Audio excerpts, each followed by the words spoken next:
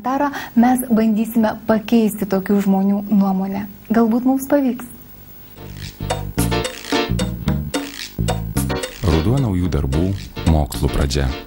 O jei dar atsitiko ir taip, kad tai pirmieji metai universitete ar naujame darbe, tai sunkumai iškyla dar daugiau. Dažnai užsiauginame savo viduje didžiulius baubus ir susikūrėme baimių, kurios anaiptol nepadeda blaiviom akim pažvelgti į esamą situaciją. Net patys savo dažnai neigiame, jog bijome ir nerimaujame daugiau, nei aplinkiniai gali įsivaizduoti. Kartais pačiam žmogui sunku suprasti, kad jis turi tam tikrų emocinių sunkumų. Tai tą gali pastebėti žmonės iš šalies ir vėlgi tą galim pastebėti ir iš emocijų. Tai yra, jeigu žmogus per daug reaguoja į situaciją, per didelių nerimų, per didelių liūdės, ir nekur kalbėjau apie depresiją, to pačiu pyčio regresiją, tai vienas rodiklis, kad žmogui reikia jau irgi profesionalios pagalbos. Kitas dalykas – elgesys, pasikeitęs elgesys, vėlgi dėl to, kad emocijos vėlgi irgi tiesiog įtakoja elgesį, tai galime matyti, jeigu didelis nerimas jaučiamas, tai jis gali vengti tam tikrų situacijų, atsiriboti nuo kitų žmonių, nebendrauti ar ne. Ir panašiai, tiesiog kitiems žmonėms reikėtų tą pastebėti, na ir kalbėtis su žmogumi atvirai ir akcentuoti, kad jis gali savo padėti. Kaip dažnai susigūžėme savyje ir net nepagalvojame, kad kas nors mums gali padėti.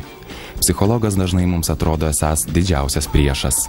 O jeigu tik išdrįstumėme paprašyti pagalbos?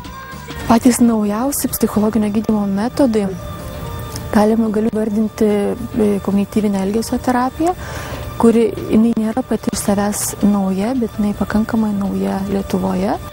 Tai yra terapija, kuri pagrįsta principu, kad nuo to, kaip mes mąstome, mūsų mintis įtakoja mūsų jausmus ir elgesį.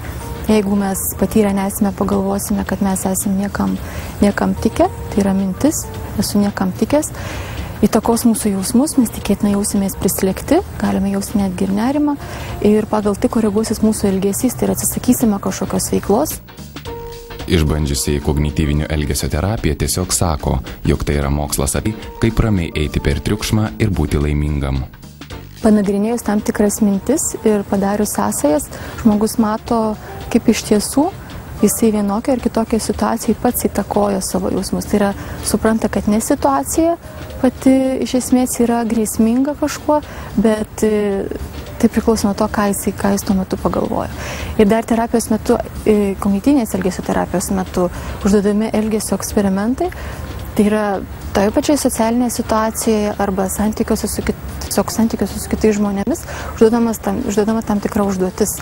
Pavyzdžiui, pasakyti kažką netikėto ir pažiūrėti, kaip kiti žmonės sureaguos. Paprastai galvojama, kad žmonės reaguos neigiamai. O kai tiesiog paprašoma grįžtamo ryšio, žmonės kartais net nereaguoja ir tikrai nevertina neigiamai. Todėl tas iš karto pasikeičia požiūris į tai, kaip kiti žmonės reaguoja ir kaip iš tiesų kitą kartą situacija visiškai yra saugi ir tik tai mes savo mintimis ją padarome grėsmingą. Neuromeda jau atidarė savo filialą Vilniuje, kuriame gydomos nervų sistemos ir psichikos ligos, atliekama psichologinė, psichoterapinė ir psichiatrinė diagnostika, teikiama profesionali pagalba suaugusiems, paaugliams, vaikams ir jų tėvams. Čia taip pat bus konsultuojami ir efektyviai gydomi asmenys, priklausomi nuo alkoholio ir kitų medžiagų, bei jų artimieji. Medicinos centras Neuromeda yra šiuolaikiškiausio, moksliškai pagristo ir labai efektyvaus psichoterapijos metodo kognityvinės ir elgesio terapijos centras Lietuvoje. Medicinos centras Neuromeda garsėja ne tik šiuolaikinio labai efektyvaus gydymo metodais, bet ir dėmesingumu savo klientams, norų bei galimybėmis jiems padėti visiškai pasveikti.